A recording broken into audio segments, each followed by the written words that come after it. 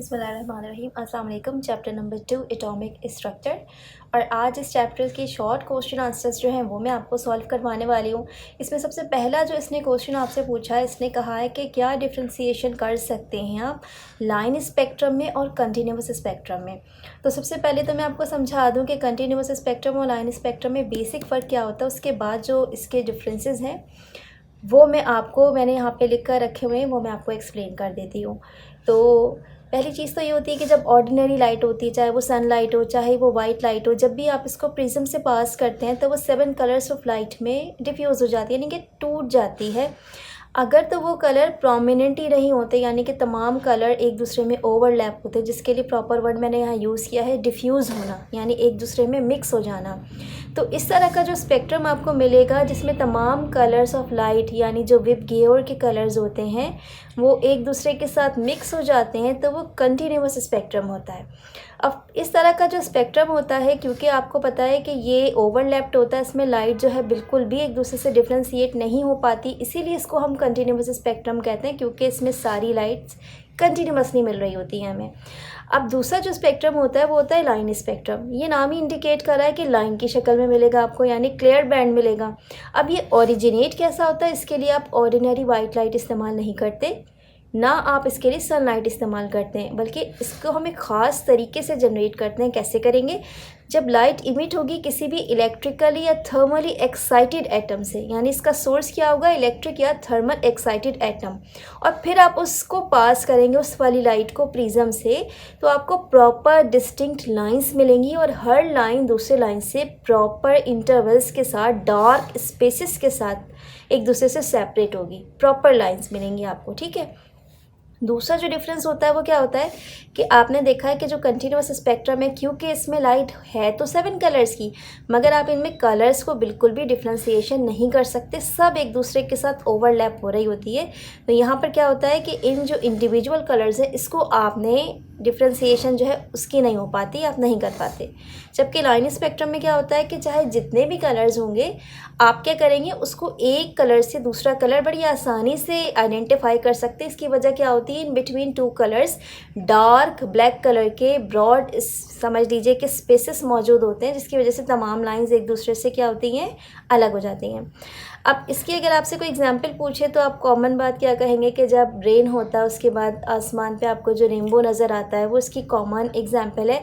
इसमें अक्सर कलर्स जो हैं वो प्रोमिनेंट नहीं होते बल्कि डिफ्यूज़ हो जाते हैं, यानी कौन सा कलर कहाँ से स्टार्ट है, दूसरा कहाँ पे एंड हो रहा है, हमें पता नहीं चलता, एक कलर दूसरे में ओवरलैप होता है। तो ये होता है कंटिन्यूस स्पेक्ट्रम। अब लाइन स्पेक्ट्रम जो, इसके लिए आप क्या कर सकते हैं, फॉर एग्जांपल आप एक लाइन स्पेक्ट्रम ले लें सोडियम एटम का, तो उसमें आपको बिल्कुल प्रोमिनेंट येलो कलर की लाइंस दिखेंगी और वो प्रॉपर डिस्टेंस के साथ एक दूसरे से सेपरेट होंगी। तो इस तरीके से मैंने यहाँ पे तकरीबन 3 डिफरेंसेस आपको बता दी हैं कंटिन्यूस स्पेक्ट्रम के और लाइन स्पेक्ट्रम के। मज़ीद ये कि आप चाहें तो बुक से भी अपने इस टॉपिक को रीड कर सकते हैं, यहाँ पे प्रॉपर मौजूद है इन्फॉर्मेशन।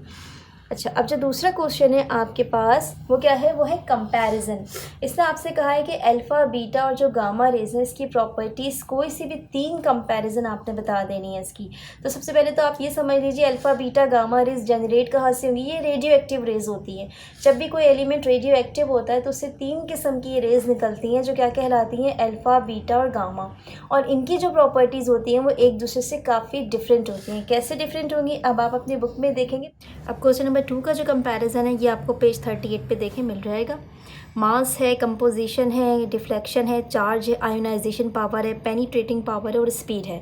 तो मैं क्या कर रही हूँ, यहाँ पे आपको शुरू के जो 3 है ये बता रही हूँ कि फॉर एग्जांपल अल्फ़ा पार्टिकल है, अगर आप इसका मास देखें तो ये 4 AMU है, बीटा पार्टिकल का 1/1836 AMU है, और गामा पार्टिकल वेटलेस है, ये 0 है। ठीक है। अगली बात हो जाती है कंपोजिशन। तो जो अल्फ़ा पार्टिकल है ये क्या होता है कि इसमें 2 प्रोटॉन्स और 2 न्यूट्रॉन्स होते हैं, तो जस्ट लाइक हीलियम होता है, बिल्कुल उसी से रिजेंबल होती है उसकी कंपोजिशन। बीटा पार्टिकल जो है ये बिल्कुल इलेक्ट्रॉन्स के जैसे होते हैं, तो इसीलिए इसके बारे में कहा जाता है कि beta particle is composed of electrons. जबकि जो गामा पार्टिकल्स होते हैं ये इलेक्ट्रोमैग्नेटिक रेडिएशंस होती हैं, वेटलेस होती हैं। अब डिफ्लेक्शंस की तरफ आ जाइए, इसका मतलब ये इलेक्ट्रिक और मैग्नेटिक फील्ड्स में किस तरीके से डिफ्लेक्शन पॉसिबल है, ये डिफ्लेक्ट हो जाएंगे अगर इनके रास्ते में इलेक्ट्रिक फील्ड या मैग्नेटिक फील्ड रखी जाए। अब ये डिफ्लेक्ट हो जाते हैं अगर इनके भी रास्ते में, यानी कि बीटा पार्टिकल्स के रास्ते में भी इलेक्ट्रिक या मैग्नेटिक फील्ड रखी जाए, लेकिन आमतौर पर क्या होता है कि इनका जो डायरेक्शन होता है वो अल्फ़ा पार्टिकल्स के मुकाबले में अपोजिट होता है। यानी जिस डायरेक्शन में अल्फ़ा पार्टिकल्स ने डिफ्लेक्ट होना होता है इलेक्ट्रिक या मैग्नेटिक फील्ड में, ये जो बीटा पार्टिकल होता है ये हमेशा उसकी अपोजिट डायरेक्शन में डिफ्लेक्ट होता है। ठीक है, अगली जो बात होती है वो क्या होती है, गामा की रेज़ की। गामा रेज़ जो है इसके बारे में कहा जाता है कि अगर आप इसमें इलेक्ट्रिक फील्ड या मैग्नेटिक फील्ड इसके रास्ते में रख देते हैं तो ये क्या करती है, ये इनसे सीधा सीधा गुजर जाती है, ये डिफ्लेक्ट बिल्कुल भी इनसे नहीं होती है। एक बात और बताती चलूँ आपको, यहाँ पे चार्ज है तो जो अल्फ़ा पार्टिकल्स है इसके ऊपर +2 चार्ज है जस्ट लाइक हीलियम, और जो बीटा पार्टिकल इसके ऊपर -1 चार्ज है जस्ट लाइक इलेक्ट्रॉन। जबकि गामा पार्टिकल, क्योंकि हम शुरू से बताते चले आ रहे हैं आपको कि न्यूट्रल होता है तो इसी वजह से चार्जलेस होता है, इस पर कोई भी चार्ज नहीं होता। मज़ीद अगर आपको ये वाले पॉइंट्स क्लियर नहीं हो रहे तो नीचे जो इसके पॉइंट्स हैं आप उसको भी स्टडी करके उसको बता सकते हैं, क्योंकि क्वेश्चन में उसने आपसे सिर्फ 3 पॉइंट्स जो हैं उसको डिस्कस करने के लिए कहा था। अब मैं अपने नेक्स्ट क्वेश्चन की तरफ बढ़ती हूँ, क्वेश्चन नंबर 3। तो इसमें आपसे कहा जा रहा है कि आपको शेप ऑफ ऑर्बिटल्स बताना है अगर L = 0 हो और L = 1 हो। तो ध्यान में रखिएगा ये होता है एजीमुथल क्वांटम नंबर। L अगर 0 होगा तो ये होता है S ऑर्बिटल। S ऑर्बिटल बिल्कुल कह लीजिए कि स्फेरिकल शेप होता है, इसमें कोई नोडल प्लेन नहीं होता, इसकी सिर्फ वन ओरिएंटेशन होती है, यानी इसके मज़ीद एक्स वाई या जेड एक्सिस पॉसिबल नहीं होते। इसकी बुक में आपको पेज नंबर 41 पे फिगर मिल जाएगी, वहाँ से आप इसकी फ़िगर भी ड्रॉ करेंगे और साथ में ये सारी इन्फॉर्मेशन लिखेंगे। अगली बात इसने आपसे पूछी थी, फ़र्ज़ कर लीजिए L = 1 है तो क्या होगा, तो डेफिनेटली इस वक्त जो ऑर्बिटल है वो P ऑर्बिटल होगा। इसकी शेप कैसी होती है, जैसे कि डम्बल होता है, इस जैसी शेप होती है इसकी। अब इसके 3 परपेंडिकुलर एक्सिस होते हैं, ये होते हैं PX, PY और PZ। इन तीनों के जो एनर्जी लेवल्स होते हैं वो बिल्कुल इक्वल होते हैं। इसकी जो डायग्राम है वो आप पेज नंबर 42 जो है वहाँ से देख लेंगे, क्योंकि शॉर्ट क्वेश्चन है तो बहुत ज़्यादा डिटेल में आप नहीं बताएंगे, इतनी ही बात बताएंगे। अगले क्वेश्चन की तरफ बढ़ते हैं हम, क्वेश्चन नंबर 4 की तरफ। क्वेश्चन नंबर 4 में आपसे पूछा जा रहा है कि ऑर्बिट और ऑर्बिटल्स जो है इसमें क्या डिफरेंस है। तो ध्यान में रखिएगा, ऑर्बिट का मतलब क्या होता है कि न्यूक्लियस के करीब जो बिल्कुल सर्कुलर से शेप्स में आपको प्रॉपर कह लीजिए कि सर्कल्स मिल रहे होते हैं या शेल्स मिल रहे होते हैं, उसको आप कहते हैं कि ये ऑर्बिट है। ये कौन कौन से होते हैं, जैसे कि K है, L है, M है, N है, ये सारे के सारे शेल्स या ऑर्बिट्स कहलाते हैं। तो आप इसमें क्या लिखेंगे कि ऑर्बिट क्या होते हैं, orbits are the shells around the nucleus in circular directions, for example K, L, M, N etcetera, in which electrons are revolved in circular directions, whereas orbitals are the present within orbits. Here maximum chances occurs to finding out of the electrons. These are of the different size, shape and energy, for example S, P, D and F orbitals. यानी कहने का मकसद क्या है कि orbit तो आपको पता चल गई है, न्यूक्लियस के बिल्कुल करीब करीब जो सर्कुलर शेप्स होती हैं K, L, M, N, ये ऑर्बिट्स हैं आपके। इन ऑर्बिट के अंदर ऑर्बिटल्स मौजूद होते हैं, इनके डिफरेंट शेप्स होते हैं, जैसे कि S, P, D, F orbitals हैं, ये सब अलग अलग शेप्स के होते हैं। यहाँ पे मैक्सिमम चांस होता है कि कोई भी इलेक्ट्रॉन जो है यहाँ पर मौजूद होगा। इसका मतलब ऑर्बिटल्स कहाँ मौजूद हो, विद इन द ऑर्बिट्स। ठीक है, अगला क्वेश्चन जो है ये आपसे पूछ रहा है कि filling 4s orbitals prayer to 3D-Y, यानी जब आप इलेक्ट्रॉनिक कॉन्फ़िगरेशंस के एतबार से देखते हैं तो होना तो ये चाहिए कि 4s ऑर्बिटल्स जो है आपने जब आप इसको फिल कर रहे हैं तो ये 3D ऑर्बिटल्स है, ये 4s ऑर्बिटल है, तो उसूलन होना ये चाहिए था कि 3 वाला ऑर्बिट पहले फिल हो, 4 वाला उसके बाद हो। लेकिन हम देखते हैं कि ऐसा नहीं होता, बल्कि 4s ऑर्बिटल को हम पहले फिल करते हैं और 3D को हम उसके बाद करते हैं। इसकी वजह क्या होती है, इसकी वजह एक रूल होता है जो कहलाता है N+L रूल। N क्या होते हैं, K, L, M, N जो शेल्स होते हैं इनको आप नंबर दे देते हैं 1 2 3 4 करके, जबकि ये जो L होता है अज़ीमुथल क्वांटम नंबर होता है, इसमें S 0 होता है, P1, D इसी तरीके से 2 होगा और F जो है वो 3 होगा, ये वाली सीक्वेंस होती है। तो हमने क्या करना होता है, N+L जो है उसको सबसे पहले काउंट करना होता है। जिसका N+L सबसे कम निकलेगा वो ऑर्बिट जो है वो लो एनर्जी लेवल्स का कहलाएगा, वो सबसे पहले फिल हो जाएगा। जबकि जिसका N+L जो है वो ज़्यादा निकलेगा वो हाई एनर्जी का ऑर्बिट कहलाएगा, उसको हम बाद में फिल करेंगे। फ़र्ज़ कर लीजिए कि आपके पास 2 ऑर्बिट्स हैं जिसके N+L की वैल्यू जो है बिल्कुल एग्जैक्ट सेम निकलती है।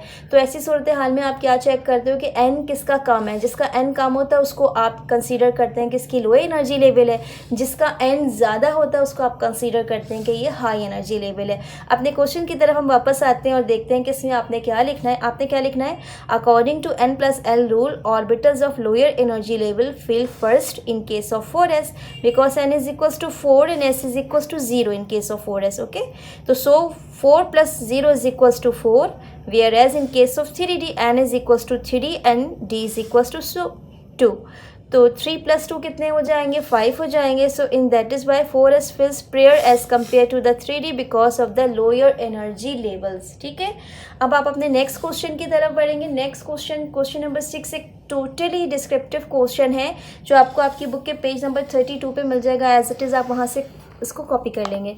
यहाँ पे देखें, इसने आपसे पूछा है कि जो रदरफोर्ड का जिस तरीके से मॉडल होता है उसी तरीके से बोहर का भी एक मॉडल है, तो बोहर का जो मॉडल है उसके क्या डिफेक्ट्स हो सकते हैं ये आपसे पूछा जा रहा है। इसके कुछ डिफेक्ट्स हैं, मैंने यहाँ हाईलाइट कर दिए हैं। मैं आपको ख़ास बातें बता देती हूँ कि ये छोटे छोटे जो कह लीजिए कि एलिमेंट्स होते हैं, फॉर एग्जांपल हाइड्रोजन का एलिमेंट है, या फिर हीलियम पॉजिटिव है, या लिथियम पॉजिटिव 2 है, या बेरिलियम पॉजिटिव 3 है, यानी जिसमें सिर्फ एक इलेक्ट्रॉन बचेगा उसके लिए तो ये मॉडल जो है वो एप्लीकेबल है।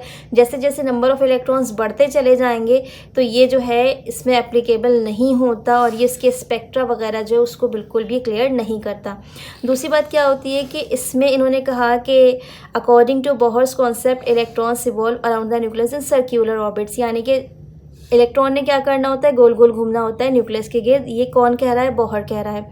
लेकिन ये बात बाद में प्रूव होती है कि इलेक्ट्रॉन जो है वो सिर्फ गोल गोल नहीं घूमते, बल्कि ये तो 3 डायमेंशनल स्पेसेस में एक्स वाई और जेड एक्सिस में अपने ऑर्बिटल्स के अंदर मूव करते हैं। इसका मतलब ये इसके मॉडल का एक डिफेक्ट है।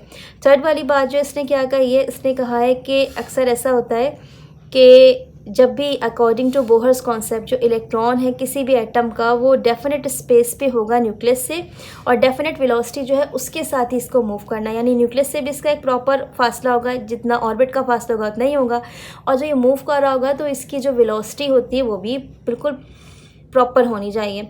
मगर हम यहाँ देखते हैं कि ये वाला जो रूल है ये हाइजेनबर्ग अनसर्टेनिटी प्रिंसिपल जो उसकी अगेंस्ट में जा रहा है, तो इस वजह से ये क्या हो जाता है, ये कह लीजिए कि ये इसका डिफेक्ट कहलाता है। जो लास्ट पॉइंट इसमें वो क्या होता है कि ये बताता है कि इलेक्ट्रॉन जो है इसका सिर्फ एक ही नेचर है, और वो नेचर कौन सा वाला है, पार्टिकल नेचर। जबकि हम लेटर ऑन स्टडी कर चुके हैं कि जो डी ब्रॉगली हाइपोथेसिस है ये बाद में डिस्कवर होती है, ये कहती है कि इलेक्ट्रॉन डबल नेचर्स के साथ होता है, यानी इसका पार्टिकल नेचर भी होता है और वेव नेचर भी होता है। तो ये वाली चीज़ जो है वो भी बोहर मॉडल के डिफेक्ट में आ जाती है।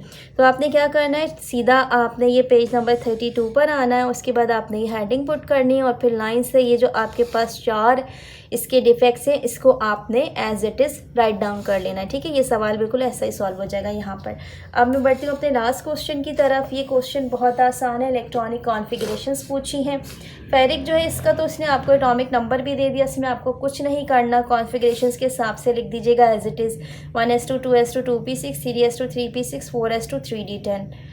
तो 3D में आमतौर पे 10 होते हैं, लेकिन आप जब काउंटिंग करेंगे तो काउंटिंग के हिसाब से जो 3D में बच रहे होंगे वो सिर्फ 6 होंगे, तो आप यहाँ पे 6 लिख देते हैं। ठीक है, तो आपने करना क्या, ये 26 नंबर इसमें पूरा फिल कर देना है।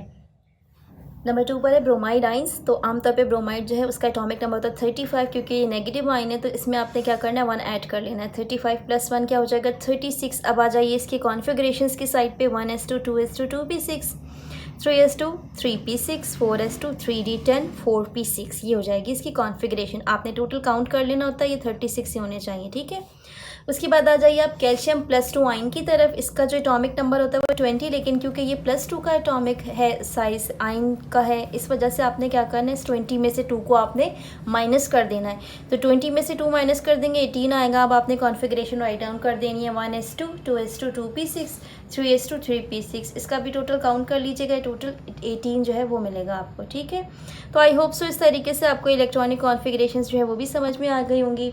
मज़ीद आप अपनी बुक में भी इसको चेक कर सकते हैं। ठीक है, तो यहाँ पे आपके शॉर्ट क्वेश्चन आंसर्स जो हैं वो मैंने कंप्लीट करवा दिए। इंशाल्लाह ताला अगली वीडियो में आपसे लॉन्ग क्वेश्चन आंसर्स यानी कि डिस्क्रिप्टिव क्वेश्चन आंसर्स जो हैं उसके साथ मुलाकात होती है।